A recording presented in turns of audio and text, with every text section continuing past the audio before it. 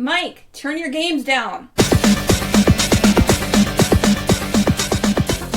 Hi, everyone. Episode 238 of Games My Mom Found. I am Mike Albertin, and who's dancing to the beat with me tonight? I'm back again. It's me, Star, and I'm here to get on the platform of Zelda should have her own game already, and I will die on this hill. Also, you can find me at Twitch, Square Milk. I don't know if there's stuff there, but you can find me there. One day, right? Maybe. Oh, is that my turn? Yes. Yeah, I guess it's just me. I was gonna say I'm not actually dancing to the beat because I'm on the fixed rhythm, and I was too. as Mike suggested. So I'm Trey from Nintendo Main Podcast. Hey, what's up? Yep. I'm playing this game. I played this game for Games My Mom Found specifically. I'd been avoiding it before that, so there you go. Dedication to the show. I don't blame you one bit. Personally, I asked my wife to buy me this game for Christmas last year. Oh, we're talking about Cadence of Hyrule that came out in 2019. God, it's not that long ago. Yeah, I was going to say that because I've been on a couple of these shows, and this is the only one that I've actually purchased for the show. Like every other thing I had already, because it was all retro stuff, It this usually is. That isn't retro really, because it's still this generation. It's available on Switch and whatever. I do want to. I died 84 times on this game. So put that in my name. I don't know what mine was. It wasn't low. It wasn't that high, but so Cadence Hyrule is who the hell is published by Nintendo? Who developed this? Brace Yourself Games. So for those that don't know, this game is essentially Crypt the Necrodancer, but the Zelda paint in its own, and a lot of differences. I guess the easiest way to put it. At the when you load your game, it'll tell you how many times you've died if you're interested in finding. Oh, damn it! Now I want to go grab my Switch. Yeah, my Switch is actually, you know what? My Switch is right next to me, so I will find out while we're recording. No, I wasn't. This was one of those games that I knew I needed to play, but I wasn't that interested in either because of the nature of it. Why did you feel you need to play it? I'm interested. I wanted to do another Zelda game, and I wanted a short Zelda game. Ah, okay. So a little bit of pigeonhole need. Yes, and I also can't tell you how many game overs I had because apparently I deleted my save by accident. Not on purpose. So yeah, I don't know. I know you do that at the end of every time you play a game for this show. I do, but this one actually I wasn't done yet, so this was by accident. Oh, that sucks. So you don't have anything on there. It's completely empty. Well, I have my second playthrough. I played through this game 2 times. Once is Link, and then once is one of the secret characters, Odo, the villain. Oh, okay. Oh, sorry, go ahead, Trey. Oh, no, I was just saying spoilers because I didn't know you could play as the villain at the end of the game. Because I didn't beat. That's not that much of a spoiler. He plays differently though. He doesn't get any other weapons. He just has the harp he uses.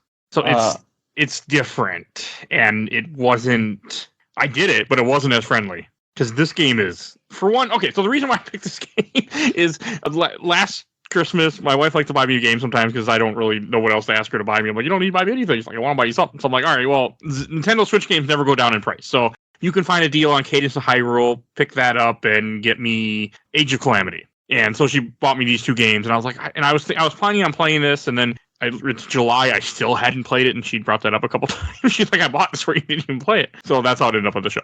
Nice. To keep my wife happy. And because I wanted to play it, but at the same time I didn't want to play it because I have no rhythm. So the rhythm game kind of scared me a bit. But if it's on the show, I'm going to force myself to do things that I might not do otherwise. Sure.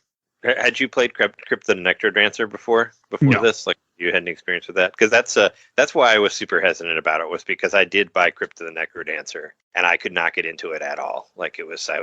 And I like rhythm games actually, and I think that I have some rhythm, but I don't like rhythm games like this. I like the stuff that's more like Rhythm Heaven or like Guitar Hero-esque, that sort of thing. If you can find it out there for your Steam Deck or your Switch, whatever, you should play a game called Rhythm Sprout. It was an indie that's kind of like Guitar Hero, sort of, but you're going through a story as this little onion sprout, and you get to fight all these other vegetable and candy related characters, and you're walking down a path, and you're doing moves to move each leg, and you dodge things and hit people, and there's battles in there, sort of RPG type battle. It's really cool. It's on Switch. I don't know what it's on. This looks adorable. I just looked it up. I think it's on Steam, so I will add it to my list.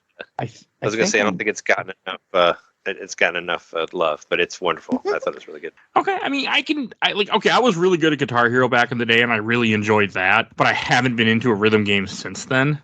But also with this game, I turned pretty quickly. It asked me, "Do you want to put on fixed beat mode?" And I'm like, "Sure." And then the game kind of becomes like a chess match. Yeah, is how I felt with it. I think I'm kind of closer to Trey with like rhythm games, like Parappa the Rappin', Jammer Lammy are some of my like favorite iconic old school games. And I've like Rock Band and stuff, and I've always liked it. This was definitely different, but I like the rhythm as a concept and what it does. Like it feels very appropriate and it works in house. But holy hell. So yeah, as Mike said, there's the rhythm mode, which is basically you have to go with the beat of the song. And then there's chess, or if you want to know how I played it, it's just fucking speed chess. I was just slamming buttons and moving it like probably 20 times faster through fight because I was just bursting through them. Like, oh, I don't care about this. Because at a certain point, I was not dying. And I had a weapon that I was like, oh, I can just poke dudes. Okay. And I had like no fear of death. And it made the game go by so much faster. Well, like, it was insane. What I do before I play, especially games that scare me like this one did, I watch YouTube videos that say, here's tips on how to play this game. And one of the tips was buy a spear immediately. And the spear hits 2 squares. And with everything being on a square base, it made the game way easier for me. Yeah, the spear really helps. I messaged the group because I got the game and I tried playing it a couple times. I did the rhythm mode for a bit and I did the fix mode thing for a bit, and I'm like, I'm just dying over and over and over again. Over and over again. This game sucks. I don't want to show up on the show and be like, hey, fuck this game. But so I was like, can you like throw me a bone here because I'm really not liking this game at all. And then I just grinded until I got enough diamonds for the spear, and then I almost like beat the whole thing in one sitting. Because I was just kind of just like running through the bosses and the dungeons. They're not very long. It's like I beat like all 4 of them like in a couple hours, and then I got to I did the boss rush thing today. And then there's another like long labyrinthy thing after that was really annoying that I kept dying and I feel like but I was trying to like push as hard as quick as I could through this one too, because I'm like, I gotta beat it, but I didn't quite get there. No, that's fine. You didn't miss it. I mean, there is a cool ending. I hope that you can play this afterward. I mean, I will spoil it in this episode, but you already have. Oh, well, did I talk about? I didn't talk about the ending. I talked a little about the. Yeah, you talked about what you unlock. You unlock a character, and there's a second game mode where you just play as him, and you fight the same bosses completely. It's just, he's now against Ganon when he's working with Ganon before. It's in the main story, isn't he basically saying, what I got was he was trying to fight Ganon, but he was like building up these bosses to fight Ganon. Is that not what? I didn't pay any attention to the story. I just forgot. I didn't care about the story. This was okay. So as I've said in the show before, I played a lot of games without any sound. I had to sound on full blast for this game for multiple reasons, but one, because it was Link to the Past music, but like altered. Oh yeah, the music is incredible. I'll give it that. Like that's the big positive of it for me, is that the remix is, and it is like heavily based on the Super Nintendo Link to the Past, which has a fucking stellar soundtrack. So yes. So yeah, I've been loving all of that, and it does feel a lot like, even in the art style as well, it kind of feels like that Super Nintendo-y type stuff, and that's I love that shit. So I was really into that. I made a note on my notes. I wanted to mention that it's nice to play a Zelda game that has like a really good soundtrack again, because I felt like Tears was kind of lacking. I mean, it has like the same music as the other one, as Breath of the Wild, so it's kind of let down.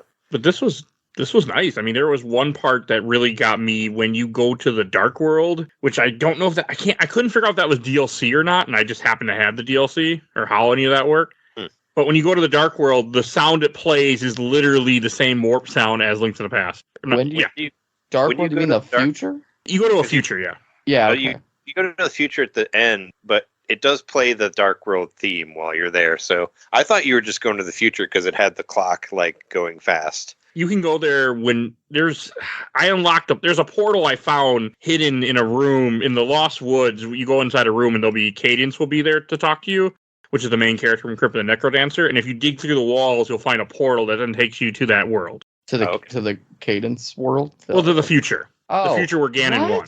What? That's really, really hard. Oh, is that how you... Oh, that's how you get out there. Okay, well, no, so that's the thing. So, like, I think, in terms of plot, I think we've skipped over a little. But, the protagonist, Crypt of the Necrodancer, comes into this world, and she helps him save the day. But, no, so, when I got to... I mean, that's really short of it. And you do get to pick. I also did really appreciate that it was like, hey, do you want to be Link or Zelda? I was like, of course I'm going to be fucking Zelda. It's Zelda Chevron game. But that's a different thing. Zelda. Yeah, you never get to play Zelda. Yeah, exactly. So 2 games, I know for sure. 2, yeah, 2. On CDI. Yeah, Hyrule Warriors. CDI. I'm talking about CDI games. And Hyrule, anyway. I thought you talking about Hyrule Warriors and the other one that I originally thought you meant on this one that doesn't. Age of Calamity. Calamity. Yeah.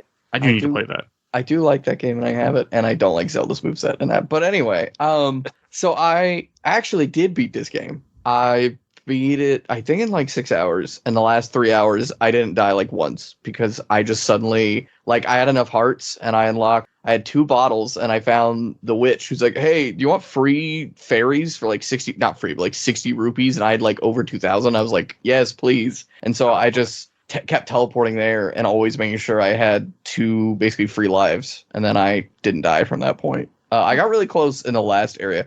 But anyway, so I got to the end of the future world and I was going through the castle. And when I left the castle, I was like, oh shit, there's like a whole other third of this game. I bet I'm going to have to explore this map now, which is a little smaller than the main map. I think it's probably about the third of the size. Yeah, it's a lot smaller. Yeah, but so then I was like, oh fuck, I guess I'm not going to beat this game. And then I was like, wait, how the fuck do I get out? And I kept trying to figure out how to get out. And I was like, I guess I don't. And then I walked back in the main like temple or castle. And then he's like, oh, it's Ganon time. And I'm like, oh, okay, what the fuck is that then? And I guess it's that. Apparently it's just there's nothing there. But There's more some heart hearts. Containers. There's some heart containers. There's not much though, is there? Because I think I was only missing like 2 items by the end. And they're not there. Yeah, fuck. That's so it's just there's a secret boss there though too that I fought, which is actually it's King Dodongo from the Zelda series.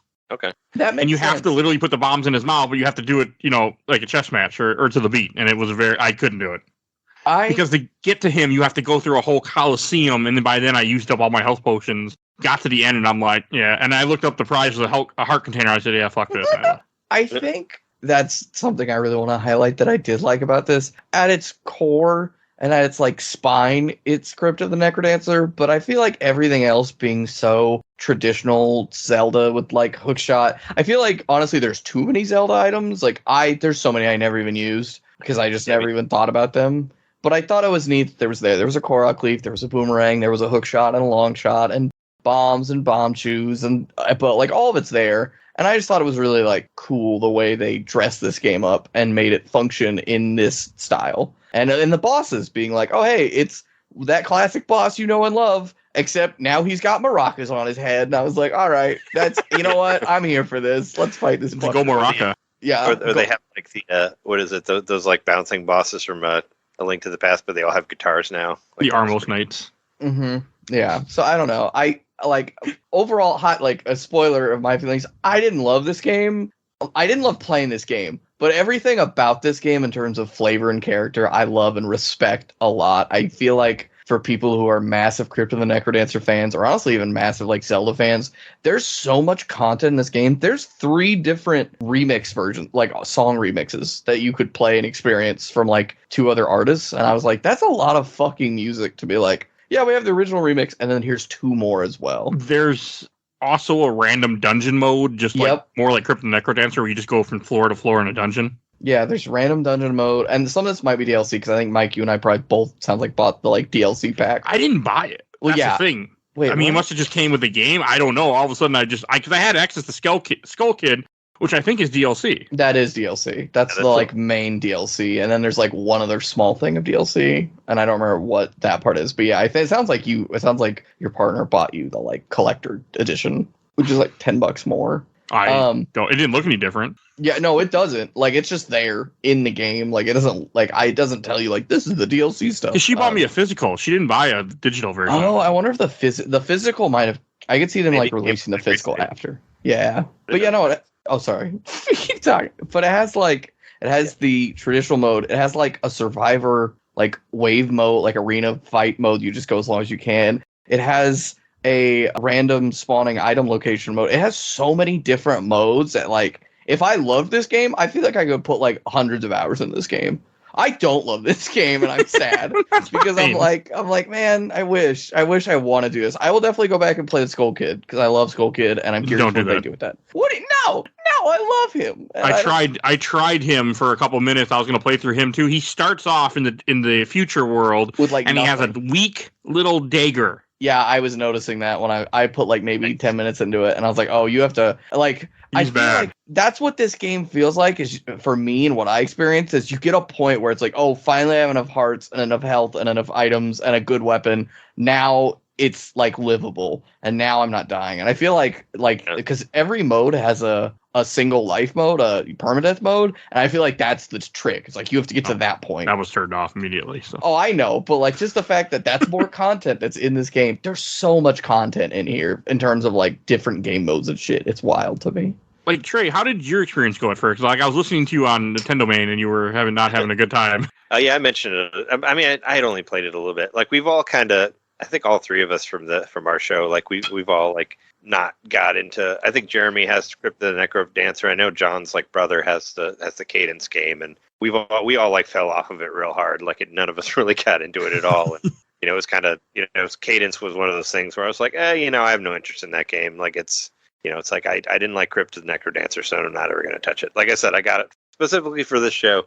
Thank you. Just because you asked me to be on, I was like, well, you know what? Let's play that damn game. So yeah, I basically a lot of what Star was saying, like I did I basically bang my head into the wall and just die over and over and over and over again. And I was like, this game sucks. And then when I got the spear, and then all of a sudden it was playable, and it's like. But why? Like, shouldn't it be a little more approachable? Like, did you have to find a specific thing and then it doesn't feel as stupid anymore? But I mean, I don't know. And there is, I agree with a lot of what you said. Like, the presentation is great. Like, the music is incredible. Like, the art, everything looks awesome. It's just, it's not for me. You but also have to skip the bosses. Everything is like, what? You don't want to fight the bosses too early.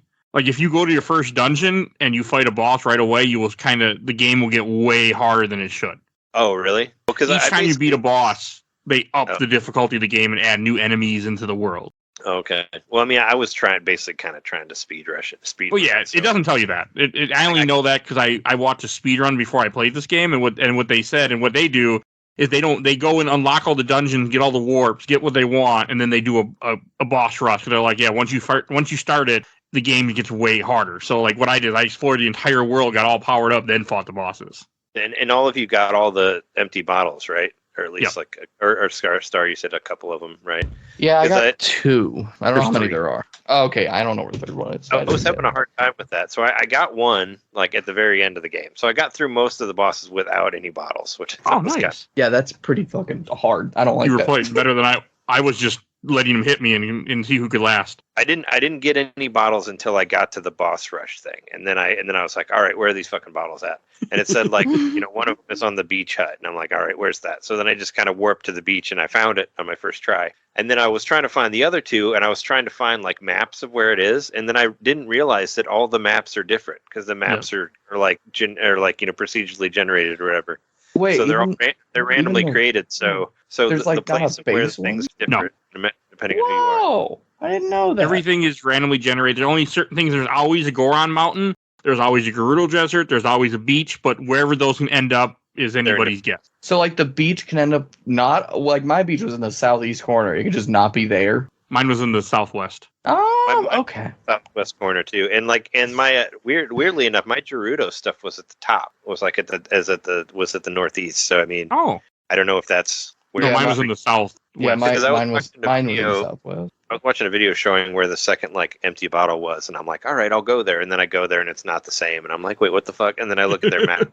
Oh wait, no, their map is way different. Like their Hyrule Castle is like in the southeast or whatever. And so I'm like, okay, so that makes a lot of sense because like I don't know how many there are. There's either 2 or 3 potion shops. There's 2, I think. Okay, my 2 were like 3 spots away from each other. Like literally like 1 spot, 2 spot, there it is. And I was like, okay.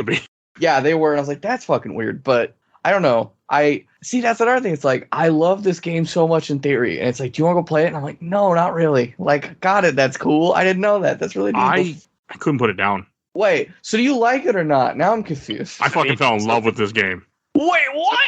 I could not stop playing this game. If it wasn't for the fact that I have other stuff I have to do, I probably could have went through this game a third time as Zelda just because I don't know what it was, but I just got blown away by this game. And you're not even playing with the rhythm. Like no. Music this is a chess match, And like, I mean, because a lot of it's anticipating. Because if you play it with the fixed beat mode, I mean, the enemies move as you move, so you can kind of like I guess you like super hot. You said right? Yeah, it's super hot. Granted, I've never played super hot, but I've played a million games that have super hot mode in them, so I know what it is because it's in everything. Because it it really influenced a lot of games or whatever. But yeah, super hot is basically somebody shoots you and the bullets don't move until you move. But if you play there's plenty of other games that have that in there as well. So I'm familiar with what it is. One thing that made this game playable for me too was that as I was traveling across the world map that I see a map of, I would get items that would show me, okay, there's a high enemy here you should kill. There's an item here you missed, and then because wherever you see stairs, there's something you missed in that little map, in that little square. That was another big thing, and that makes a lot more sense now. I didn't figure that out. I cleared out everything. I was like, wow, it feels so everything random in this game almost. because you get charms that add more map info of like, oh, there is mini bosses here. Oh, there are treasure chests here. And I was going, man, these fucking charms are in the weirdest places. And it makes me I'm like, that feels stupid. I feel like these should be more traditional. Like, oh, it's clearly behind this boss. No, it's because it's fucking random. But yeah, no, once you get I feel like there's things in this game, if you don't focus them or know they exist, it makes this game so much harder. Like the second I found 2 of those charms, I was like, oh fuck, I want to find all these because it makes this game way easier to explore. Mm-hmm. That's how I played. Yeah, I don't know. I was like playing it and I was like, this almost feels like a mix between, obviously it's a 2D Zelda, so taking that into account, but it feels like a mix between a traditional Zelda and Breath of the Wild in the sense that it's like, hey, go wherever the fuck you want. But there are probably areas that would be easier to do if you go there first, but you can just go wander around. Like I couldn't get into the fucking Gerudo Temple because I couldn't figure out where like any of the gears were. And I was like, I hate this. And I was like, I guess I'm just going to go explore. And then eventually I went to Death Mountain and Death Mountain was like, hey, here's some lava boots. And I was like, can I go jumping? And then I went back and I didn't even get the gears. I just jumped in. I was like, oh, okay, I can go in this dungeon now. Oh, yeah. The gears are literally right next to the dungeon in little caves, and I had to look up a YouTube video because I couldn't figure out where they were. I found one floating, and I was like, okay, I need the float boots to get there because I could think of no other way to get up there, and then I just never figured it out. It was just random, that one then for you. That's so stupid. For me, they were all right next to each other. Like there were 3 different buildings, like right next to the door to the. They are. My god! But I also on the like lava boots. I ended up getting a Goron charm earlier, or whatever, where I can walk through lava all the time, and everything got really that. Yeah, so, that's what I got too. That was just like I didn't realize that I could have just walked in there without like getting the gears, but I got the gears anyway because the game told me to. But then I like went in the lava and walked through it, and I was like, oh, I didn't need those. Okay. Well, yeah, I thought it was neat honestly because like I was so frustrated that I'm like I had basically the first thing I did I beat the Zora boss just like because I think I got the snorkel and I was like, oh, I can just walk in here like because you can go through one spot of deep water. And so I went in before getting the flippers. I did that whole temple without the flippers, and then whatever the fucking Sleepy Zora gives you. I forget. It's the flippers. It's the flippers. Okay. Yeah. Actually looked that up, like how to wake that dude up. Yeah, I accidentally figured it out because I was so confused. Yeah, I just kept being like, what the fuck is? Because I did that whole dungeon, and then I went and talked to someone. He's like, oh man, that dude's still asleep, and I was like, wait, he's not awake. And I was like, what the fuck do I do? And then I accidentally hit a button to shoot an arrow and I killed a ghost. I was like, oh, well, I guess I'm going to kill all these ghosts. And he woke up. And I was like, oh, okay, cool. I like the stuff in the game where you have to like play melodies to pick. Yeah. Uh-huh. That was really cute. And they even have the Song of Storms in here. Yeah. I didn't do that part, by the way. But you had to play. Yeah, there was a Song of Storms, and there's like the thing where you have to play to wake up Tingle to get the Tingle tuner for the Lost Woods. Like that was fun. Yeah, I enjoyed that. I like Tingle, so I didn't mind seeing him in there. I don't know. Oh, there's also one spot where the boots almost always spawn. There's one of these random maps where you can almost always get boots. The hover boots, I should say. Yeah, because I used to do that too. Because there's certain things you need the hover boots for to get. That's what it felt like, and there was definitely things I just eventually gave up on because I kept like getting hover boots, but then I'd lose them, or I'd not find another pair, and I'm like, well, fuck it, I don't need it, so I'm just gonna keep on trucking. I never got the hover boots, so I don't know. Oh, and for the bottles, I wouldn't have known about some of this stuff. It wasn't for this one YouTube video that I watched beforehand that I sent you guys, that I sent to Trey, because that's what helped me a lot. Because like the bottles are there's little cave randomly where that beetle salesman from Wind Waker will be. Oh yeah, I found that one. And he's in 2 different spots. I mean, because they're random, but he's roughly in the certain same areas from what it sounded like. It's a very, had I not had something that told me what to do, I would have had a much harder time with this game because the game doesn't explain a whole lot to you. Yeah, and I think we both came at it that way, and I barely persevered as opposed to Trey, who like fucking did some wild extra like hard mode shit. If I was you, I would not have beat this game. I'm so lucky that I found the witches when I did, and I actually didn't use I didn't get the spear until the end. For me, it was the broadsword. I used the broadsword for most of this game. So neither of you got Link's secret sword, then I take it, huh? I got the Free sword. I got one of those, but I didn't use it. It's a sword that doesn't break that you can get for Link at Hyrule Castle. I got the Hyrule. Break, so I got the Hyrule. Yeah. Oh, sorry. Go ahead. Oh no, I was just saying that the spear doesn't break. So no, but when you go to Hyrule Castle after you unlock it, when you beat the 4 bosses, there's a door that opens on the left side. If you go in the door, you need the hook shot, and I think the one with all the statues. Yeah. Yeah, I was like, this level's annoying, and I ran out of arrows, so I just that's how stopped. I felt.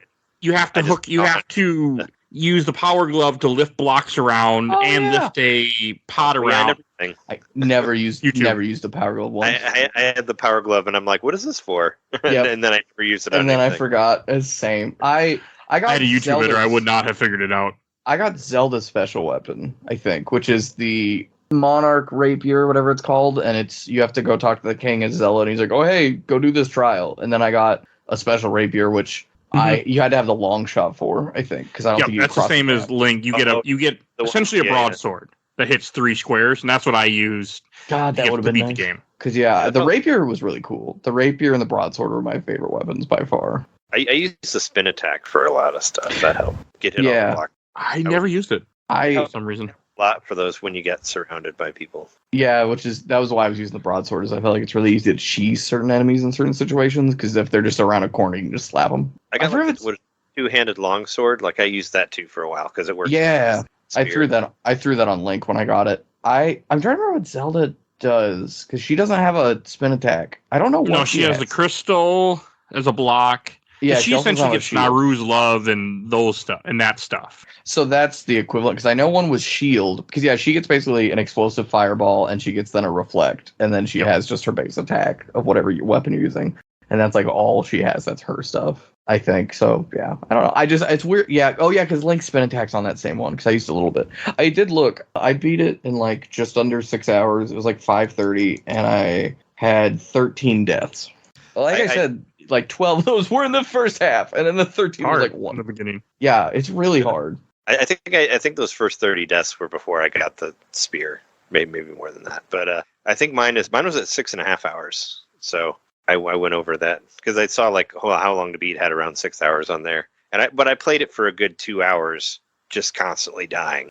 So that's why I sent him. It's what the fuck? It's brutal at first. Yeah, I don't know if this also tracks. I had 42,000 steps because when you're not in rhythm mode, I just fucking was running everywhere. I would just be like fucking zooming through these, like anywhere, just like, oh, excuse me, come through. Well, what I also did after a while, I started skipping areas. Like I would just run through an area and just avoid all the enemies. Like that's nice. Bye. Well, yeah, as long as I'd cleared it out once before and I wasn't searching for anything, then I would just be like, cool. But as long as I got the stairway, I just left after a while. The stairway was the main thing, or stairway or chest. But even then, after a while, I'd be like, oh wait, this chest is probably just an item. Like especially, man, one of my favorite things was ever getting the torch that showed you where items were. That also makes certain areas really cheesy because like it felt like most dungeons when it came to silver keys. There was always a silver key buried somewhere really weird. So if you had that torch, you'd be like, oh, here's a free silver key. You can also get silver keys that carry on. If you get them out like on the map or wherever, they stay with you. Oh, yeah.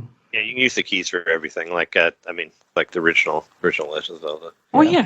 The keys were for any dungeon. Yeah. Oh, did either of you hit the chicken too many times? Once, yeah, but I think I only did it once, but it was, I don't know. I was very underwhelmed because I'd hit the chicken once a few times. I was like, oh no. And then I finally hit it twice. It was like, it flew off screen. I was like, oh shit, here it comes. And then it was like 4 chickens kind of casually flew on screen. I was like, all right, well, I guess I'm going to leave now. See ya. I mean, I figured that was going to happen. You know, we've been attacking cuckoos for years. It made me miss them. So they're not in Tears of the Kingdom. Yeah. Happened to those poor chickens. I think one unique experience I had that made me really sad was in each dungeon there are these little like altars you can interact with and they provide some random effect. Mm-hmm. And I kind of avoided them after the first one because They're they're bad. pretty shitty. Yeah, most of them seem not worth it. But there was one I was in, and it was the I forget which one it is because it's not the forest one, but it's the one where you fight the shadow version of yourself. Because I fucking the only reason I interacted with one there, and everything turned into question marks. I went, well, this is really fucking annoying. And it was like, at the end. Yeah, I don't know what triggers it, but yeah, it was in that end part with the labyrinth or whatever. Yeah, it's just those altars. Turn into question marks. It's really stupid. Thankfully, I found out after you can leave and come back in, and it goes away. And I was like, oh, thank God. But I did that, and I was like, okay, I guess I'm gonna do this dungeon. And then I went into a room, and it was a boss, like a mini boss, and I started fighting it. And I was like, what the fuck are these moves? And I was like, wait a minute, that's fucking Zelda's shield. And then I went, oh fuck, I'm fighting Dark Zelda right now, and I can't even fucking see her. This is stupid. And then I killed her, and I was like, this sucks. That was the stupidest shit. At least I got to see Dark Link when I fought him, but I was like, man, I want to fight. Like, I was so like rushing through it, because I was just, at that point, I just wasn't dying, so I wasn't really caring. And I was like, wait, this fight's kind of hard, and they're doing weird shit. And I was like, oh, man, I don't get to see that cool shit, that cool moment of like, oh, no, it's Dark me. Whoa. I can't even remember when you fight Shadow Link and Shadow Zelda. I know I fought Shadow Link, but I don't Shadow remember Link. When. So I think there's two spots, and it depends who you play as. There's one, I forget which temple it is, but I think you fight yourself in the temple, and then you fight Dark of the other character who you don't pick at the start when you're getting the potion to wake them up. Yeah, I was gonna say you fight Dark something when you get the wake up potion, and that was like that was confusing too, because I'm like, why can't I wake up the fucking fish prince with this? Like, it says you can wake up. That's what I was trying to do. I'm like, why can't I pour this on this dude? He's fucking asleep. And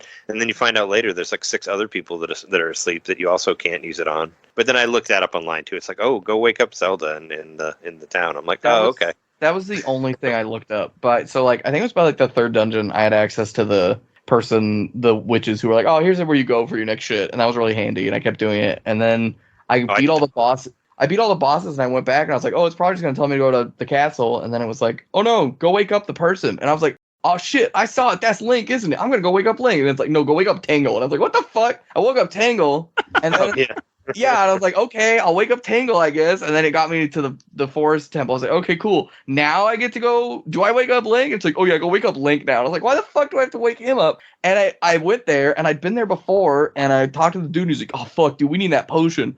I opened my map, and I was like, I've explored this whole map, and I was like, I have like an hour left. Fuck it. And it was the only thing I ended up looking up, and it's like, yeah, just go like 12 steps north. And I was like, oh fuck, god damn it. I found that by accident. I was attracted to it because Link to the Past. You can push a gravestone Link to the Past, so that's where my brain went. See, yeah. Oh yeah, in the town, right? In or whatever, or Kakariko. I mean, yeah, it's where you get the magic cape. I think the magic cape when you can lift rocks, you get a magic cape around there. I think it's in that place. You always got to push the tombstones. Like, that's been in multiple. Oh god, you're right. I'm a fool. Did either of you guys use the fire rod and ice rod ever that you get in this game? I got the ice rod really early, so I used it a little bit, and that was it. I used the fire rod in like that dungeon that's inside of the Hyrule Castle, because I guess you had to use it to open a door where I was. Like, the very first door you shoot. At least that's how I did it. There was a thing you had to light, and I shot it with the fire rod, and that was about the only time I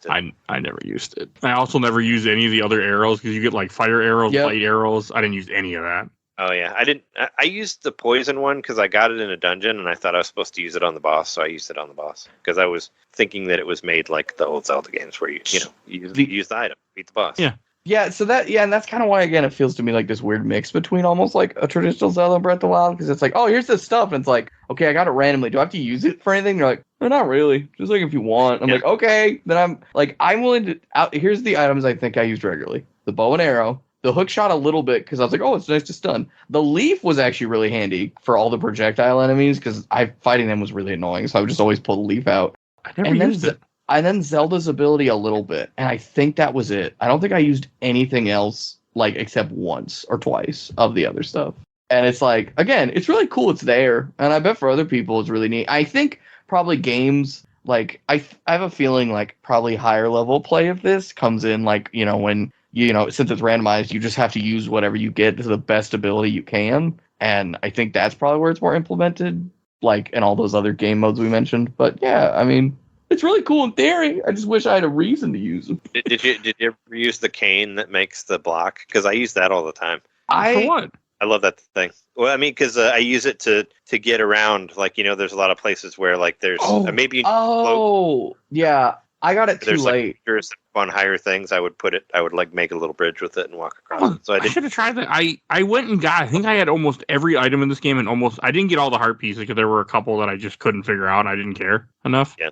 But I was trying for the most part. I wish I'd gotten the cane way earlier. I think I got the cane like either in Hyrule Castle or like a dungeon before it, because that would have made some of those like areas for exploring a lot nicer. And by the time I had it, like I threw it down once and it made a 2-story one that you can't climb up. And I was like, oh, this seems annoying and stupid. And then now that makes a lot more sense. But yeah, no, I got it so late in the game that I just didn't need it. I thought I got it pretty early, but yeah, I would just use it to make bridges. So the cane is this one collection of like 4 items that when you like activate a chest and then it lets you pick between one of 3. And it happens multiple times, and then eventually it dwindles down to like a pool of only 3 things, and then it was like that's when I finally got it. So I was still missing 2 items by the end of the game, and I have no idea what I was missing. They were just in the stairwells then at that point, I think. Yeah, I just have no idea what they were. Like I don't even. There's a hammer which I never used. There's a lot of Zelda items, which is very cool. Like traditional Zelda items. Yeah. I missed a lot of stuff. Like seriously, yeah. I'm glad that you were able to get into it more. Yeah, me too. I would have felt like a failure to games my mom found if I. It wouldn't be the first time someone didn't finish. Being like, fuck this game. No, hey, there's 2 games. There's one game I have never beaten on this that was on this show, and I tried to beat most things I couldn't, and I couldn't even cheat my way through. It was Beautiful Joe. Oh, I like that game, but yeah, no, it can be really difficult. I guess I know they do. They throw that. They do have a pretty shitty boss rush thing at the end. That's always hard to get through. But. Yeah, that's where I got in the game. No, I didn't even get that far. I got to the lion. I couldn't beat him. You should have texted me. I could have. I mean, I'll listen before we met. I was like, there's a thing you got to get that will like help you refill your whatever. It's been a long time since I played. It's going to be on the show again because I'm going to recover it because it's the only game I didn't beat because I couldn't. I'm going to cheat this time and finish it. But because I remember there was like one item that when you get it, it makes the whole game like a hell of a lot easier, and you want to try to get it as quick as you can. And it's something like that involves like refilling your movie ability or whatever it is that you have to like slow down time. You can make it to where it like refills much quicker, and it's like a total game changer. And I remember reading that like on IGN like way back whenever it came. I know one person I'm reaching out to when I finally recover that game. So all right. Yeah, I'd love to play that game. I would love for Beautiful Joe to get a re-release on Switch. Like let's do it. I think GameCube's one of my favorite systems of all time. I want all the GameCube games to get remasters on Switch. Just do it already. They're working on it slowly. They're getting Bait and Kaito soon, I think. I know, yeah. I'm getting that. I love Bot and Kaito, so yeah, I'm into that. That was a pre Xenoblade there. Never played it. I own the first one on GameCube. Yeah. I was looking at my items, and I'm missing like 6 items that I never got. So that must be like what you were talking about with the hammer. I'm a little upset at myself now for deleting my save because I didn't mean what I wanted to look. But I'm like, oh well. I'll link it.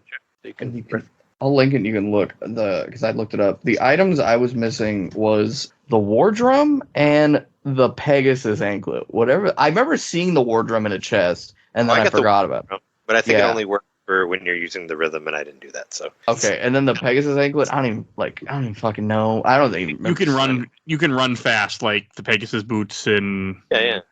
I never found. But I was like I was like maybe that would have helped that last, but whatever. But yeah, no, I didn't find that. But yeah, no, I figured it's the Pegasus boots from Link to the Past. That was one thing that really drew me into this game too, is the fact that I'm a sucker for Link to the Past because that's one of my favorite games probably of all time. Up there, my top 10. In my opinion. So that's also what grabbed me. I mean, the music, the fact that there's so many items from that game. I'm like, and just the feel of it. It reminded me so much of Link to the Past, and I really couldn't believe how much it did. Like I didn't go into this expecting that. I think the funny comparison for me is just the fact that I'm such a Majora's Mask fan. And that's the only reason I'm going to go play that, even if it makes me hate this game. You can play Skull Kid in your actual playthrough with all your hearts and everything.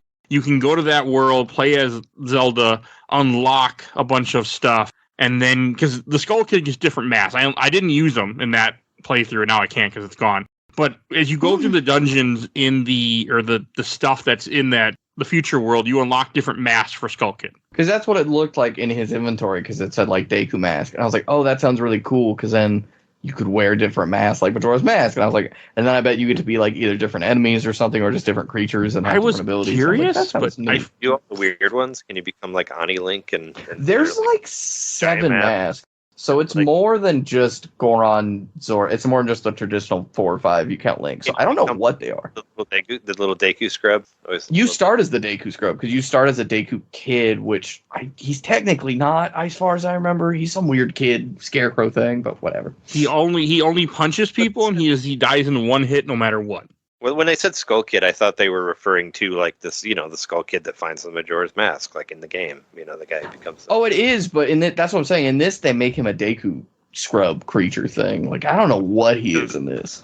Because I ran in, because I forget there was a random room that I got into, and there was a Deku scrub guy, and he's like, "Man, I wish I had items that could do stuff." And I was like, "I wonder if that's like a hint to the DLC or whatever." That's exactly. He's set it up like that's obviously.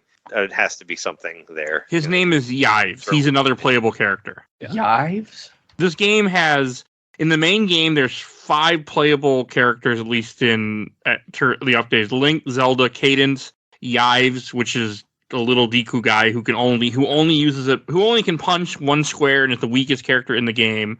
And then there's also Octavo, which you get once you beat the game, has his own mode, which is essentially the same game. And then the DLC characters are Impa, Shadow Link, Shadow Zelda, Aria, I don't know who the hell that's supposed to be, Frederick, the merchant, and then Skull Kid. Oh, that's couldn't be Frederick. This is stupid as hell. Yeah, you would lock him by getting 20 Deku seeds and then give him to Tingle, who, quote, excitedly eats them, thanks to players, and then says, yeah, Yives can go with you. And then, yeah, it sounds like just a hard mode. And I'm like, no, I'm good. Mode. Oh, you can go burrow into the ground. That sounds kind of nice. That's how he blocks. Yeah. Essentially. And he just hides. That's, oh, no. See, again, I wish I loved this game more, because it reminds me of, like, levels of depth that go into, like, Binding of Isaac. It's just obviously not as, like, roguelike in that sense. And I think that's really neat. And this game is, it's so cool. But I don't love it, and it makes me sad. What was the other? There's a couple bosses we haven't mentioned. We mentioned the Dancing Knights. We mentioned Gomaraka, which is Goma with maracas. I can't get over that, by the way. That was so great.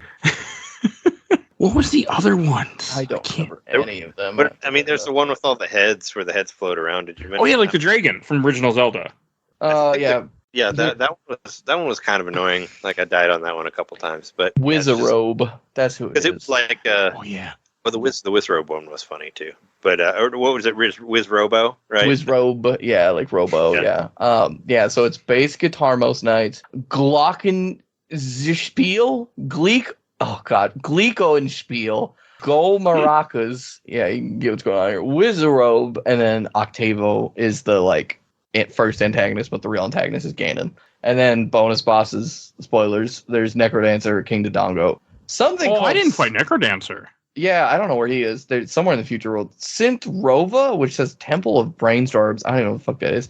And then there's also apparently a Skull Ganon. It's in the map. Oh, that's the DLC. Oh, good. It's just a harder one. Great. Because, yeah, that Ganon fight was hard. I definitely very closely almost died in that. Does Ganon, have, an instrument or anything? Do they make it any, No. He plays a piano.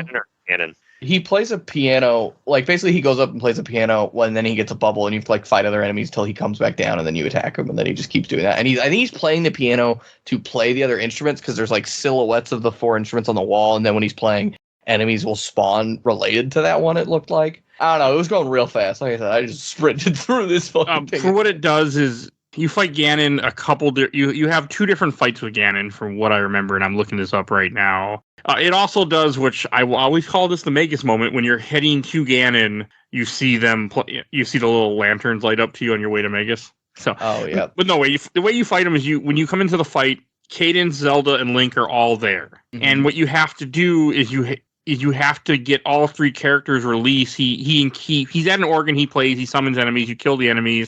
Then he comes into play, and then you can hit him. But at a certain point, you have to release the other characters from their ice blocks, put them on the Triforce, and all 3 characters are standing on the Triforce.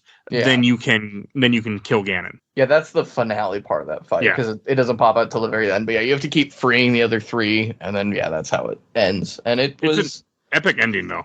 Yeah, I think I was just going so fast it didn't feel that. So that was the weird thing is like once I finished the second temple, which was the Gerudo one, that just went so fast. I was just sprinting through these dungeons and I was like, well, and it felt like there was no, like I barely was processing what was happening in Hyrule Temple, the original and the future. Like the future especially was like I was just going through rooms and I'm like, I went through a stair or a portal, and now where am I? Oh, I'm out here? Okay, wait. Oh, now I'm outside? All right, I guess. I don't remember how I got here, but I'm here now. And it was weird.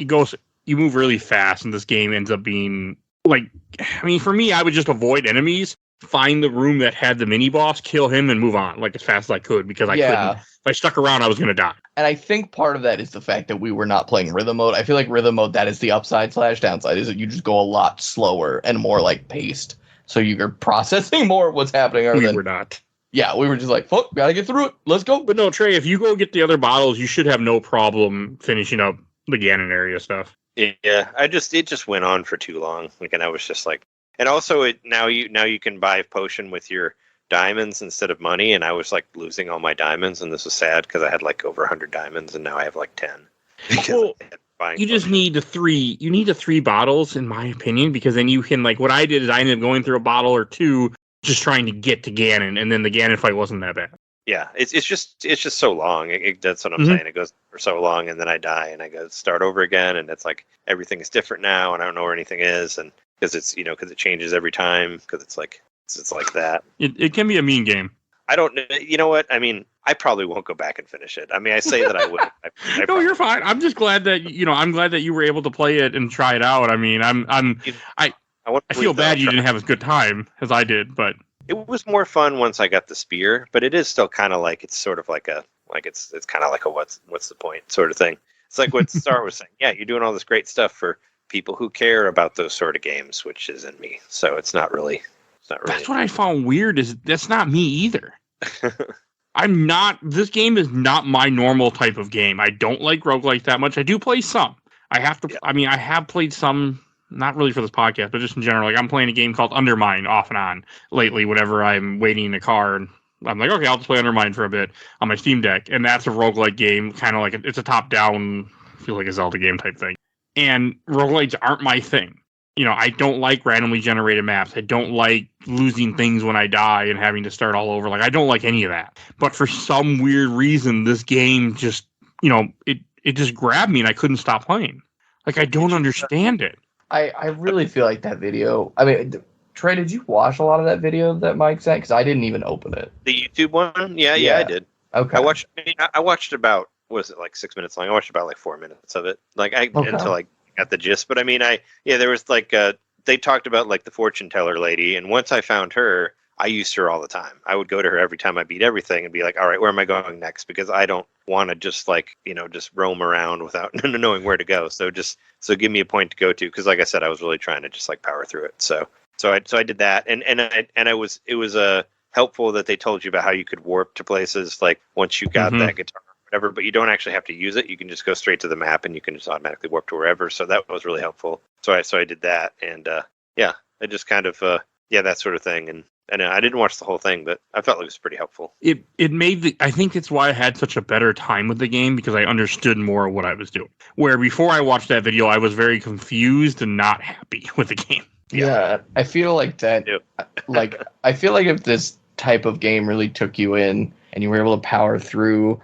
And like more or less, 100% the items, not like all the it was close parts. But once you got like all the items and the main parts, and you understood everything, I feel like then that's where this game would really. It just doesn't. Nothing's explained to you really in this game, and with it being randomly generated, it's one of those. It's hard to look up stuff too. But once I understood, like you said, once I understood the mechanics, I understood the way that the game thought and the way that the game worked. It just weirdly clicked for me. I mean, it clicked on for me on a level that I did not expect at all, and I could not stop playing this game.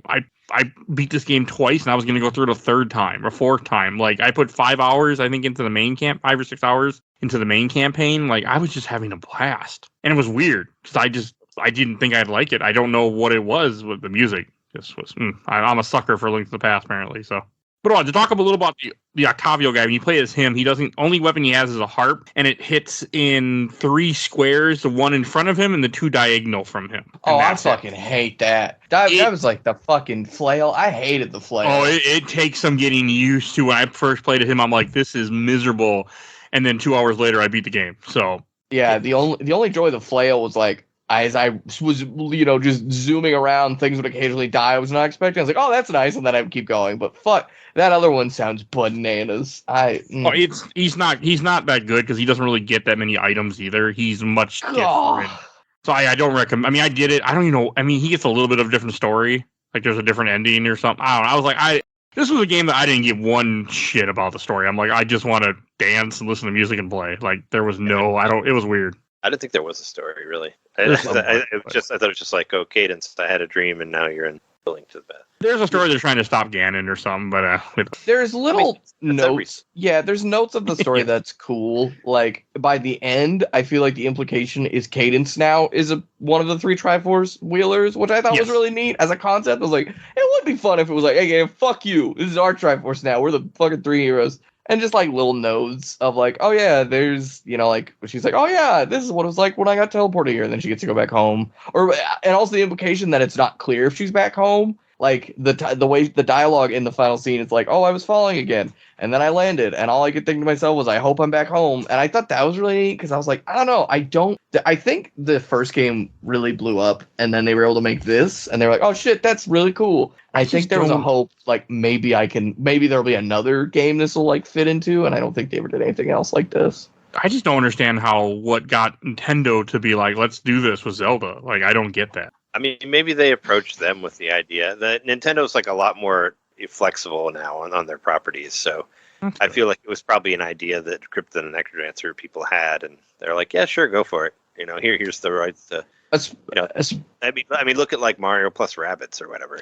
Yeah, especially as they Mario gun and have him shoot some whatever and hang out with some fucking weird rabbits and make that into a game. Especially as things become popular on their platform, which I'm pretty sure, from what I vaguely remember happened with Crypt of the Necrodancer, like it came out and it was really popular as an indie hit, and then it got put on Switch and it got like a whole nother wave of like love.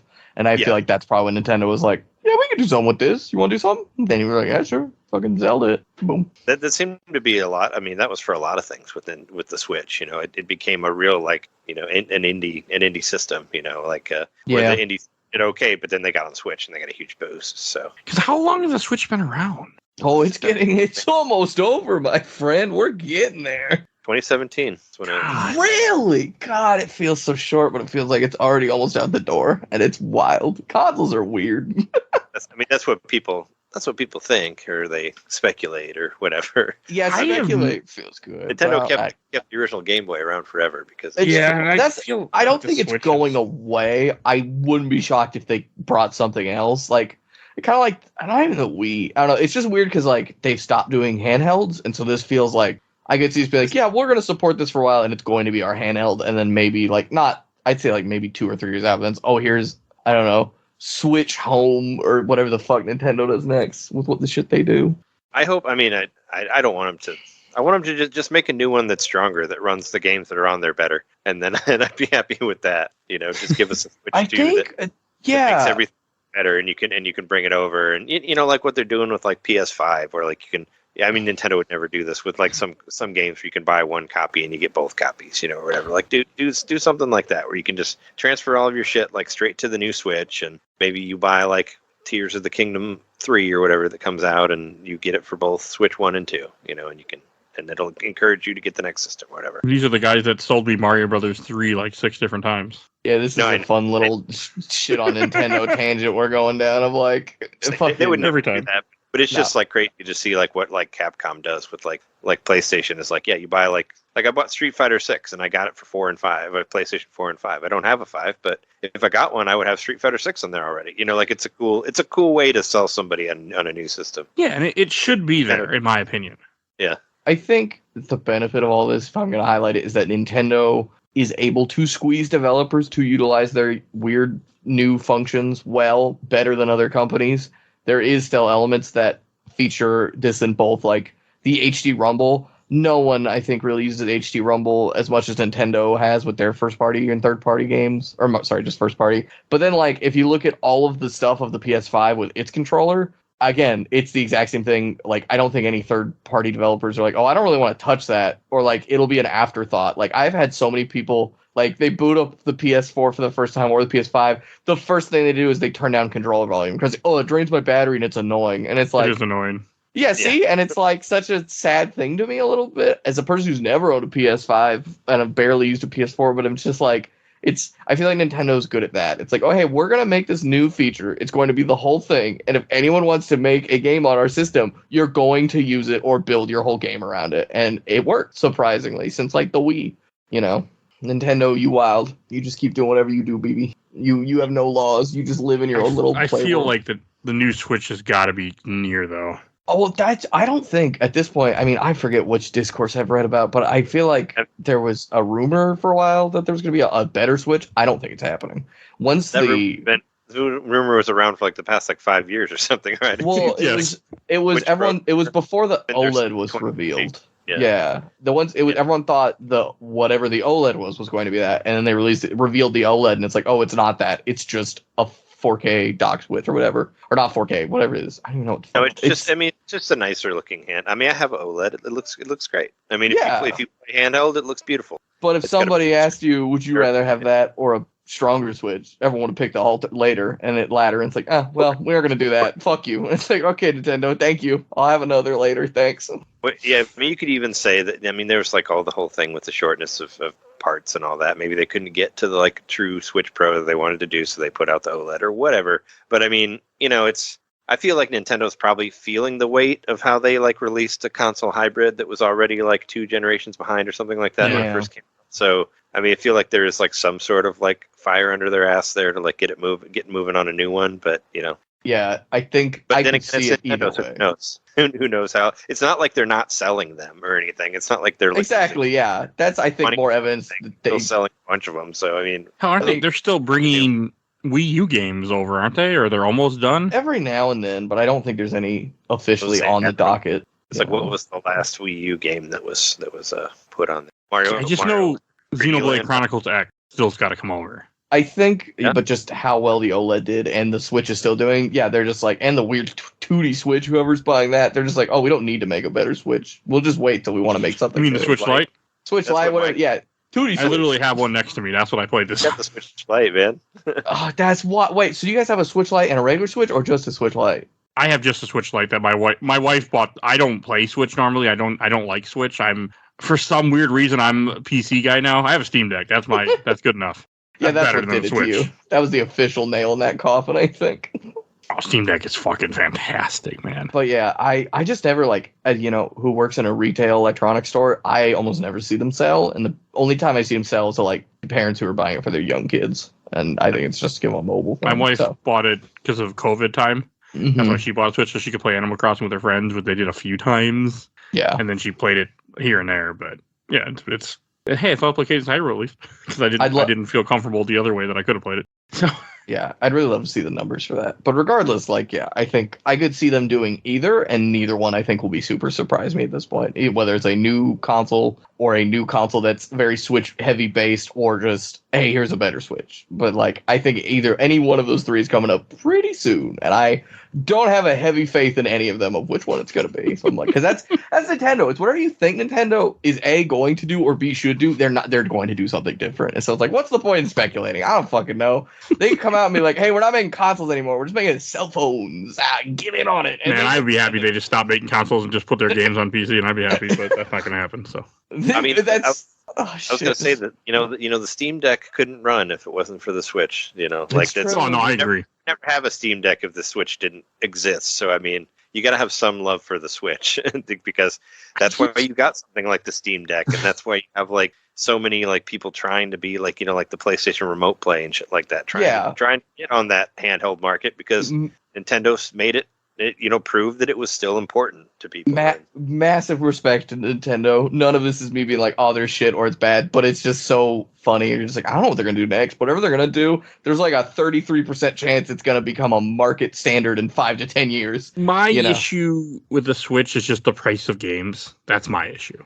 Oh, that's yeah. I mean, that's Nintendo. Yeah, that's my issue with Nintendo. That's why I don't buy Nintendo systems because I'm a cheap bastard. Yeah, no, I am too. It's that, and then also the way they treat backwards compatibility and old consoles. Like, they just shit on. They're just, it's gone. Well, it's dead to us. But that's you fine to can't me because I download get it other ways. So yeah, I do too. But it's the fact that it's. I don't know. I would love to have it natively within its own ecosystem. That's how I prefer to do it because I have it all backwards elsewhere and I can play it, but it's not as intuitive or simple. But I did buy Pikmin.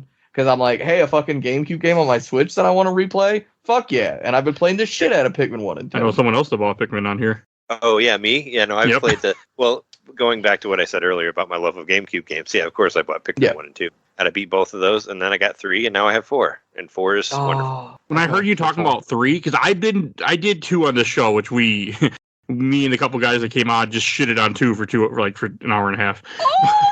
For Pikmin 2? Yes, we hated it. Oh my God, Pikmin 2 is like my favorite one out of all of them. I think I need to redo it at some point because it was. I don't think it was the right time or what, but I know I had a shitty ass time with that game too. But I want to play Pikmin 3 a lot. I saw people getting mad that. I mean, you could even. I was thinking about this as me being kind of. What I said. I was like, I don't like roguelikes, but Pikmin 2 is kind of roguelike because the caverns are all like randomly created. I had a really hard time with the caves. That didn't bother me, but I don't. Yeah, I saw some people hated that, and I was like, I love the caves. Like they were my favorite thing, and I was so mad they were removed in 3, but now they're back in 4, and I'm like, yeah. Oh fuck, they're back in 4. I didn't know. Did 4 just come out then? Yeah, 4 just came out this weekend, Friday. But Star, I'm sure you know this, but there's a Pikmin 4 demo that you can play. I did play that demo. It'll carry into the regular game, and you can. Oh, it does. Oh, thank God. Yeah. Oh, you're gonna make me go buy this game right after this, and I hate it because I've been trying to fight the urge at least a little bit, but you're weakening me very quickly. I was gonna say I'm probably not gonna play Cadence anymore because I just want to go back to playing Pikmin 4. So you're good. You're not missing anything. I mean, I'm the kind of guy that has to beat almost every game I start because I have a weird. Yeah, you got to. Man. And I get distracted too much for that. But I mean, also I love Pikmin, and Pikmin 4 is really good. So. That's me with Pikmin 2. I was like, Cadence was fun, and I will come back. But I do want to go finish Pikmin 2 because I feel like I don't blame you. I'm just glad that you guys are able to yeah. I was worried with this game because this game is just such a weird game in general. Yeah. Like it's a rhythm game with a Zelda paint. And then it's more than that because it's a very, I mean, in my opinion, it's very much a Zelda game. Yeah, that's why I called it the Cadence skeleton, but the entire like organ structure and skin and all that, it is Zelda. Like it is all that there. It's but just strange that it exists. I just can't. Yeah, that's fair. But I mean, it's all because I wanted to do a Zelda game, but I also didn't. I mean, most of the Zelda games I have left are long, so I needed something shorter, and this is also why this kind of happened, and I just need to play it. This is this is backtracking a little bit because you said it. That's fine. I would seriously consider, I know it's a new game, but I would not play 3. I would just jump into 4 because 4, from everything I've read and played, is a lot new. I'm going to play 3 because I have to. I mean, so Mike, I played 1 and 2. I beat those, and then I got 3, and I already had it on Wii U. But I got it for free on Wii U, so whatever. So I got it again on Switch just because of convenience, because I wanted to play it on Switch. Oh, I understand that. And there's extra stuff at the end at the Switch when they aren't on the Wii U version. That's what I heard you say, Nintendo main. And I was like, damn it, you're getting me interested now. Like, because I never bought it for Wii U. It's one of the few Wii U titles that I wanted. Because by the time that I was gonna get it for like $10, I was just done with the Wii U anyway. At that point. Sure. Yeah, there's some post-game stuff that's supposed to be really, really good. So that was part of why I wanted to get it, and I just wanted to get it anyway. And they both control pretty similarly, but if you're like worried about story or whatever, and one thing I kind of don't like about Pikmin 4 is they kind of reboot the whole thing. Like that's don't really what I thought was happening. At least from what I haven't spent that much time with it, but they kind of changed the story to where where you're still at the time where Olimar got stuck on the planet, which happened in Pikmin 1. Is kind of what it felt. So 4 is basically a retelling of that, but you're trying to rescue Olimar. And that's what I got from it, and I saw like some other people saying that it may have possibly they may have kind of rebooted the story or whatever of Pikmin. So that's why I kind of don't same articles. I wanted it to keep keep with the continuity or whatever, but it really doesn't matter. It's still fun as hell to play. No, so, fun as hell. It felt very weird to be like, Olimar's Adventures, fucking. Than I was before. Play the demo. Play the free demo. It's you can get it however much time you want out of it. I think once you get like 1,500 sparkliums or whatever they're called, then it cuts off. but Yeah. but if you don't do that, you can spend more time with it. I got through the demo in like 90 minutes, so Yeah, that's about what it that's took me for me. because I go for treasures all the time. And I won't play the demo. I'll just end up buying it when I'm ready to do it on the show. Yeah, I was just saying that's kind of how I am with Switch games. The game, so that's cool. At least it's not like you have to play the demo all over again. Yeah, that is nice. I very much appreciate that. I appreciate what games have done so much with that in the like.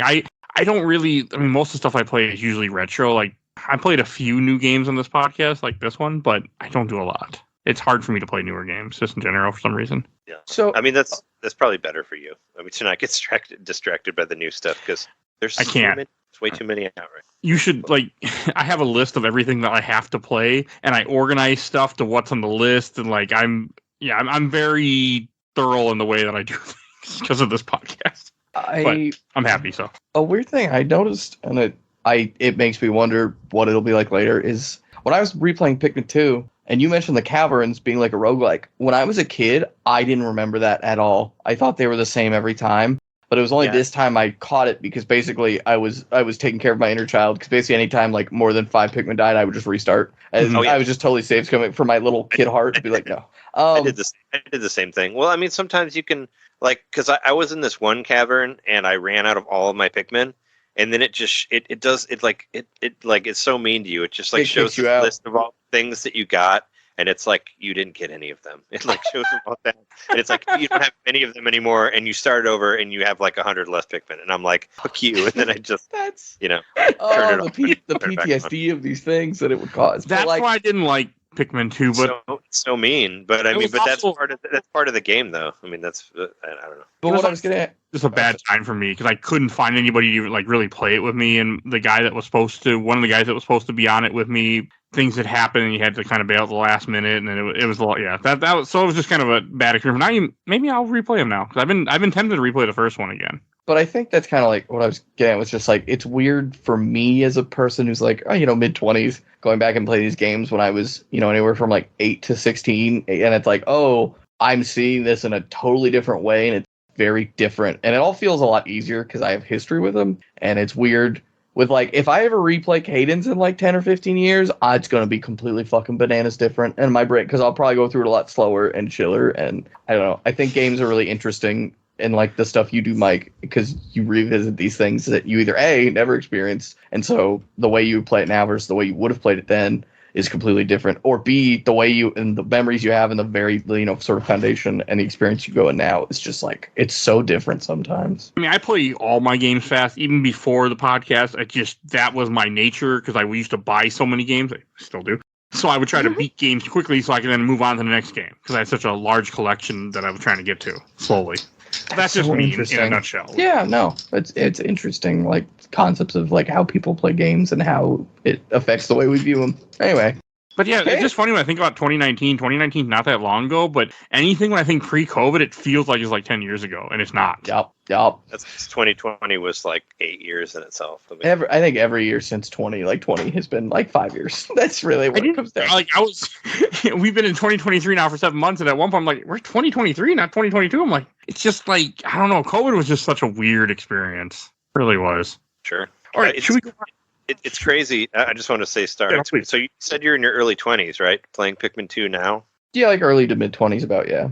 Okay. I was just because, the first time that I played Pikmin 2, I was in my early 20s. And now...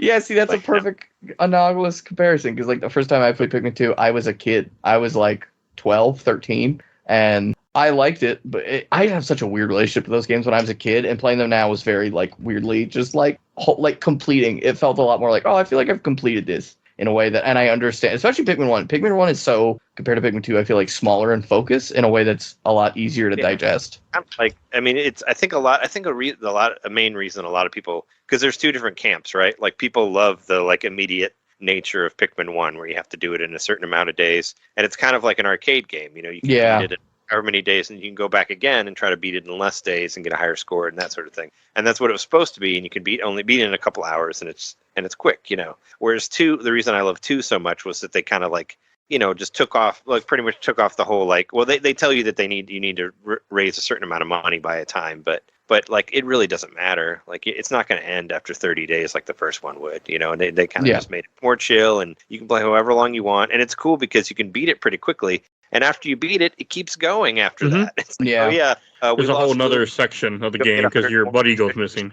And it keeps going, and there's another world, and there's like a boss rush and all that shit. So I hope that 4 does the same thing. And I heard it does, where it's like it ends, but then it's like, oh yeah, and by the way, here's all this other shit. Like, keep playing for another. Yeah, I feel like not doing that with 4 would have been so wild, because I think 2 is just so satisfying in that, oh hey, you're done, but we're not going to stop. Go do more shit. Like, 1 was just like, oh, you're done. Get out. You're escaping the planet. And I'm like, so yeah, I'm so excited for 4. But anyway, Cadence. Sorry. Yeah, Cadence. No, you're fine. You're fine. I think we're just about running out of stuff to say about Cadence. Should we go on to questions, comments, or memories? I have a few. Yeah, I want to see what other people thought about this game, because I figured it's probably pretty divisive, right? Or just like mixed. I don't know. There wasn't a lot, but I mean, I think people were mostly positive, but I can't remember. I don't really look at them too much until I read them for the show. I feel like people wouldn't, like, Zelda fans wouldn't really seek this out unless they're really hardcore. And I feel like that market of like, oh yeah, I'm going to go play this weird off-brand Zelda game. Like, there just wouldn't be that many, and the rest would just be, oh yeah, I love Necromancer, so I bought this. I feel like that's what I imagine it would be. All right. We'll find out. What's what I got here. From the I watched the entire Overload Super Replay group. First from Nabi Azui. Great. Sorry, butchered your name. Great hidden gem. Love it on the Switch. From Ken Pittman. As only the second non-Musou Zelda game to allow you to play as someone other than Link or Zelda. Thoughts on playing someone else in Hyrule? And if that made the argument of it can't be Legend of Zelda unless you control Link stronger or weaker? Not comparing the different type of gameplay, of course. Just the concept that this an ancient stone tablet did character-wise. Would you now play a Guitar Hero Zelda game? I would 100% play a Guitar Hero Zelda game. Same. And I very much don't. I've never heard that argument that it's not a Zelda game unless you're Link, but I think that's bupkis. If someone gave me Tears of the Kingdom, but I was badass Zelda and Link's for some reason got Teleport of the Future, I would have loved that game even more than I love the new Zelda. So yeah, that's how I feel. Any comment for that, Trey? Or for what? Oh, sorry. Would you play a Guitar Hero Zelda game for one? I was going to say, I did. It's called Donkey Konga. No, I'm kidding. There's only one Zelda song in there.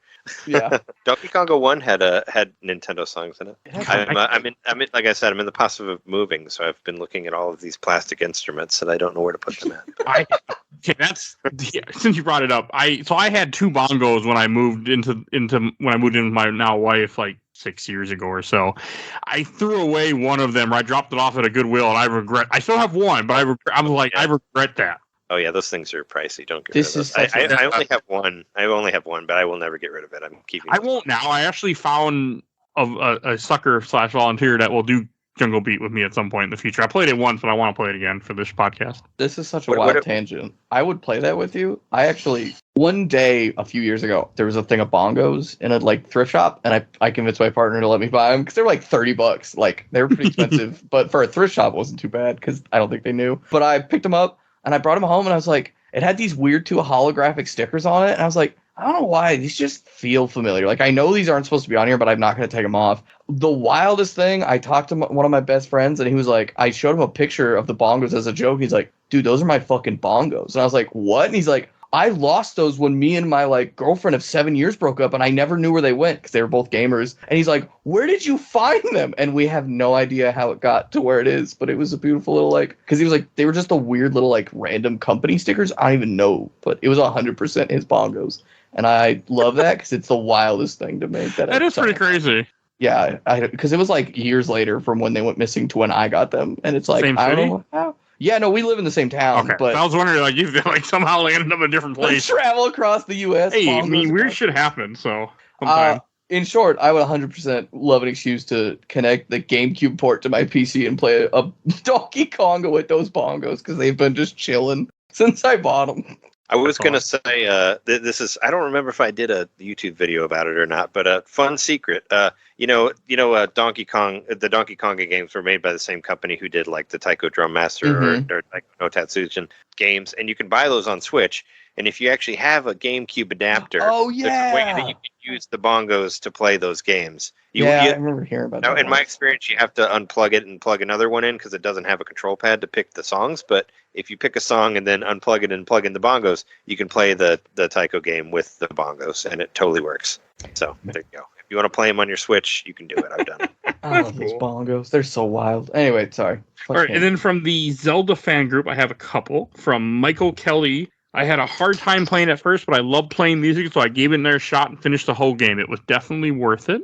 From Neil Baker, I had the same thoughts to it. I like rhythm games and I like Zelda games, but for some reason thought this looked odd. How does the gameplay work? Does it follow classic top-down Zelda mechanics? Is there exploring, or is there more rhythm game than Zelda and focuses more on that? That's more rhythm, but there's exploring, so there's that. Yeah, like I kept saying, it's such a weird blend of like traditional Zelda, traditional 2D Zelda top-down, and then just like, oh, go fucking look around and find shit. That's it. It's not like you got the boomerang for the boomerang temple room. It's just like, hey, here's a boomerang. I don't know. You don't have to use it. Yeah, you don't need any of the stuff for the dungeons. I would love to see a minimalist run of this, like how few items you probably. Oh, there's a speedrun on Games Done Quick of the minimalist run with the Yves character where you die in one hit. So it's interesting, by the way. You got to make it extra.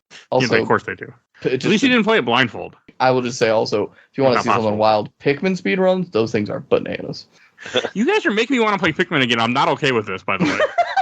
But you're making me want to play Pikmin 1 and 2 again. I don't know how I feel about that. I have too many games. Yeah, Trey, as a fun note, they found out how to beat the first Pikmin in like 6 days, and it's really stupid. Sure. I mean, I think it can be done. Is it through glitches, or I think there's glitches to like get Pikmin into weird areas before you can. Like, so there is some, but not a whole. Not as much as you think is how the shortest way to put it.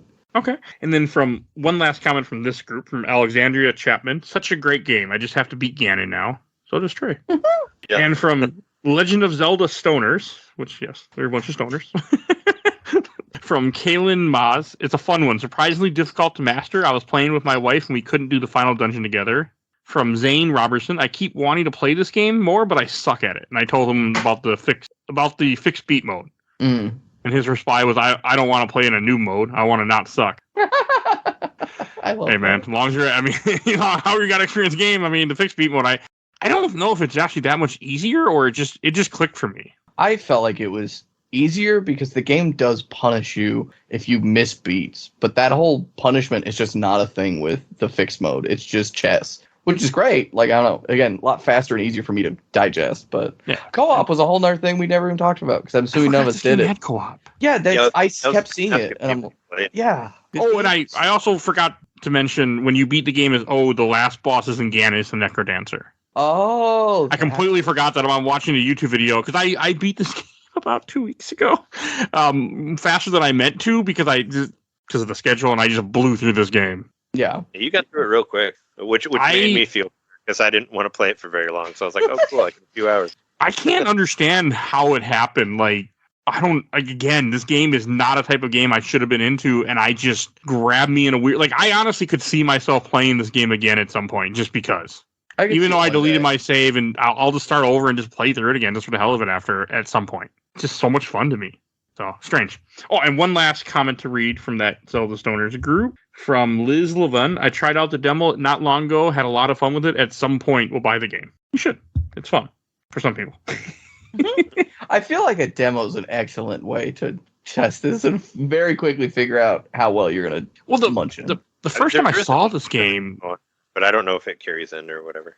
I'm assuming it probably doesn't, just because of the randomness. Just because it's such a weird thing. And again, it's like, there's two camps where you like it, or three camps. You like it right off the bat, you hate it and you never get into it, or it's, oh, hey, I beat this game once and now I'm ready to like play this for 300 hours and all the weird variations and DLC and co-op. I feel like those are probably the three main, mentalities coming into this and out of it that I could see. My friend who's a big Switch guy. He was the one that showed me this game. He's also a big Zelda fan. And I was like, this looks dumb. This was like 4 years ago or so at this point, or maybe 3 years ago. No, this would have been this is 2020, around that time, and I just didn't care. And then here I am. So, all right, I think that brings us to Shelf Stacker Box. And I'll go first. We'll start with the good. I'm going to put this on the shelf. I came into this game with very low expectations. I thought I wasn't going to enjoy it at all, and I had a blast playing it. I beat the game twice. I was going to beat the game a third time, but I was like, I need to play the next game for the podcast, so I need to stop. But it was just so much fun for me. I don't know how it worked or how it clicked in my brain just right, but this was such a fun game for me, even though this is not my type of game in any shape or form. And I loved it. So it's going on the shelf, and I'm so glad I finally played it. Every time we do this, I'm always like, shelf in my brain is below stack. But anyway, I know. With that concept, I would put on the shelf rather than the stack. Stack is like, I want to play right now. Shelf is like, I don't know when I want to come back to this, but I do. And I wanted to have it somewhere within my eye so I can go, oh yeah, that game. I'm going to play it because that's how I feel. In that regard, for me, it's not as like, I want this immediately grabbable of a stack, but I do respect it a lot. And it's a game, if I owned a physical copy, I would, in either way, it's like, yeah, I think shelf is a pretty good description of it for me anyway. Okay. Definitely. I feel the same way that you do. Maybe you should modify it to where it's like... It's been too long. We can't go back now. Where it's like shelf or CD wallet and box. No. For the old school people that used to... I still have a CD wallet with PlayStation 4 and Wii U games. Oh, yeah. I have those too. Whatever. But yeah, like my little mini GameCube disc wallet. I like that. Just really make this podcast get old and any viewer under like 25 be like, what the fuck are they talking about? Yeah, put it in your disc wallet. No, I mean, it's, I guess I don't know. I guess mine's digital, so it doesn't really, I'll probably have no problem deleting it if I need to for another game. So, I mean, I guess I'd box it. It was... Okay. It was fun to talk to you two about it, and it's a fine game, perfectly cromulent, whatever. I'm not really, I have no desire to go back to it or play it again or anything like that. I probably. Oh no, you're fine. It's a very strange game. Like I have no desire to play Crypt of the Necrodancer. I mean, as much as I enjoyed this, I am not touching Crypt of the I watched a YouTube video of somebody playing it, and I'm like, nope, I'm good. I wouldn't even play the Crypt of the Necrodancer dungeon mode you were talking about. That just doesn't sound appealing to me, even in this format. Doing any of the other ones, the arena like level battle mode, the like even random item spawn stuff, like that all sounds way more appealing than like. And no shame to that game, I'm sure it's really cool, but it's just so not like this is barely in my wheelhouse. That is completely out. It was something about exploring that just grabbed me and did not let go, and I can't explain it. Nostalgia, perhaps. Yeah, the music helped because it reminded you of Links of the Past a lot. I think that did help, but it was I don't know. I just got really into it in general. Yeah, I've never played Link to the Past. What? Oh, yeah. So there you go, everybody. Well, I'm out. You're missing out. Play it on Switch, Nintendo Switch Online if you have it. I don't know. I already played this. That's basically the same thing, right? No. You're talking about one of the best games ever made versus something that, I mean, I love this, but this is not anywhere near one of the best games ever made. So I feel like I have a very big fear. I would be like, yeah, I respect this game a lot, but I don't like it. That's how I feel like I'd come out of that, with just never having touched any of those like sort of top-down Zelda games. You're missing out. You're probably right. I'm also super nostalgic because I grew up with Link to the Past, so it's hard for me to know if I'm, one of the best, to me, one of the best games ever made. So I would love to do a mini episode of just us as someone who's never touched it and played it and used the biggest like fanboy, and I don't mean that in a demeaning way of just just going at it and be like, I don't know. It's like, it's a game. It's the greatest game of all time. It's a game. I played it. I think it's always interesting to see like how somebody would come at it who hasn't grown up with it or whatever. I'm kind of, I'm like a little bit of both. There's like, I played it growing up, but then when you return to it again, it's not trash. Like there's been plenty of games that I like. It sucks. I'll admit that they suck, and some people don't. That's fine. Whatever. I don't think Mario RPG is a very good game, and that's a game that a lot of people like because they played it as kids. Don't play it on your phone. But, no, I feel like that's a very good somebody on this podcast. But there's plenty of games like that aren't good, but you're still going to say it's good because you played them or whatever. But I think that Zelda, I've played it enough times and different years of being old or whatever that I still think it's good. It still holds together. Whatever. Link to the Past. Okay. But you should definitely try it out, and it would, I'm always interested to hear. You might like it a lot. I mean, if you don't, you don't. I mean, there's nothing wrong with not liking a game. Like, it doesn't matter. It's very true. It's very, I think, weirdly elitist and gatekeeping. It's like, oh, you don't like that game? Oh, your opinion's trash. I mean, yes, I make jokes, but I mean, I honestly like.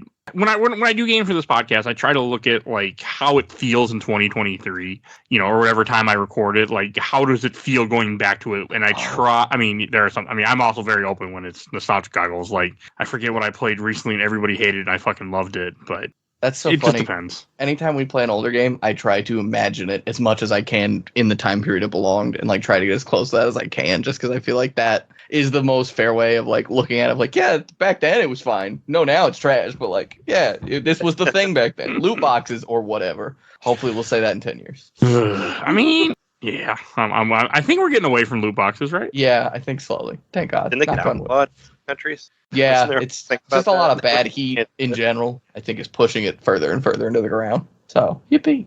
Oh, right, and I should introduce what we're talking about next week. Next week, you can hear me talk about Assassin's Creed 2. That's gonna be a fun one. Yeah, I'm like, that's nah. I love the game. I'm just gonna put it out there. Like, Isn't so that a no, pretty don't take big it that way. game? Isn't that a pretty big game? Some people like those games. Not me, Yeah, but some people like those games. Yeah, no, I'm one of those people. So, did you like mainline the story, Mike? I put 30 hours in. I did not just mainline the story. So That's a lot for you. That's fast. it was. That's why I beat this game so quickly. Can I just play Assassin's Creed 2 nonstop? Your Assassin's Creed 2 is our Pikmin 4. It makes sense now. Okay, you guys got me wanting to play Pikmin again, and you got me for the first time. I'm actually now considering Pikmin 3 for this podcast because I'm like, maybe it's time. Pick it up. Well, let me know if you want. Yeah, I would say I'll look for that sale, but there won't be one. That's not $60. Well, I mean, Nintendo. one of the main reasons I got it with a voucher. I had an extra voucher. So. Yeah, the voucher is the most Pikmin ridiculous. 3. It's the most ridiculous. We don't put games on sale. Just buy 2 games for $100 and be happy about it. Bullshit. I hate it so much. Yeah, but I mean, I liked it when it was there, and it saved me $20 off of Tears of the Kingdom. So there you go. I got it for 15 instead of 70. Fuck you, Nintendo. Anyway. But every time I buy a Nintendo game, I get it with vouchers, and that was the thing. I got Pikmin 4 already with a voucher, and I had an extra voucher that I was going to use for like Fire Emblem Engage or something like that. But I was like, but I could get Pikmin 3. It's right there. So no resistance. I don't blame you. And the vouchers on there. I look for sales like Black Friday. I'll pick them up a couple or something. But I'm gonna now look for Pikmin 3 and probably my wife just buy it for me. Like, here, you want to buy me a present since the game will never get cheaper here, and I can't play it on PC unless I do things I don't want to do right now. Here. And I did. I looked. I was like, well, maybe I can get a physical Switch Pikmin 3, and they were like through the roof. Like they was like they were selling them for like 80 or 90 or something like that. What? Physical Pikmin 3. Maybe it became more wanted or whatever. Oh, it must be out of print. Yeah, I think so. It was pretty high, so I was like, fuck it, I'll get it. I'll get the voucher one. Well, yeah, no, I don't blame you then. I mean, at that point, you're kind of stuck going digital. I won't pay over. I hate paying $60 for a game. I sure as hell ain't paying more. So it was high. It was higher than 60, so I was like, oh well, damn. Well, if you're willing to go the devil's route, it's on Amazon for like 60, and I think Nintendo's official website, so it's still around. I think it's just probably if you go to a certain. I just found. Maybe now it's slower.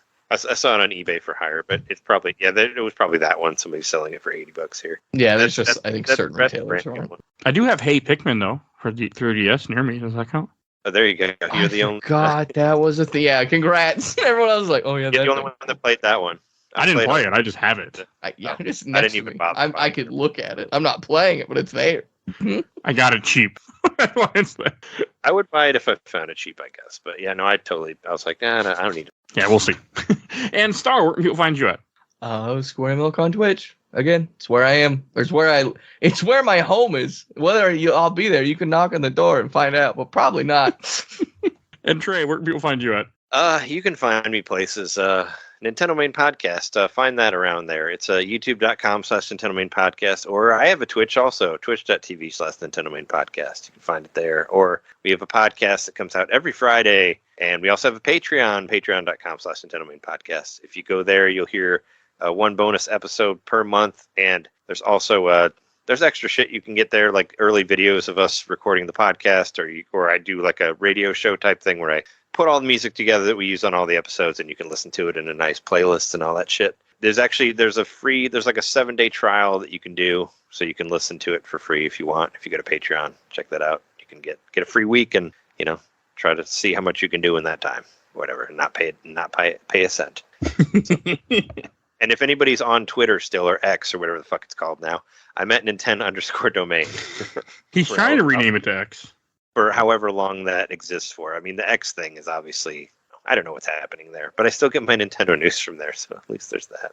For now, I'm keep waiting for the day when I go to load Twitter and it just doesn't exist anymore because he just shut it down and ran. And everybody's going to be like, I'm glad I got this Blue Sky account or whatever else they're on. Twitter? What's Twitter? I only know X. Thank you. Please accept the future. He's also supposed to be renaming it as X2 here soon. Yeah, that's what I'm saying. There's no. I don't know Twitter. why. I only know X. I'm in the I future. don't understand. I want him to rename it as X2 X-Men United, and that's. Let's see. I don't know if you guys heard this. This is a fun little nugget before we go.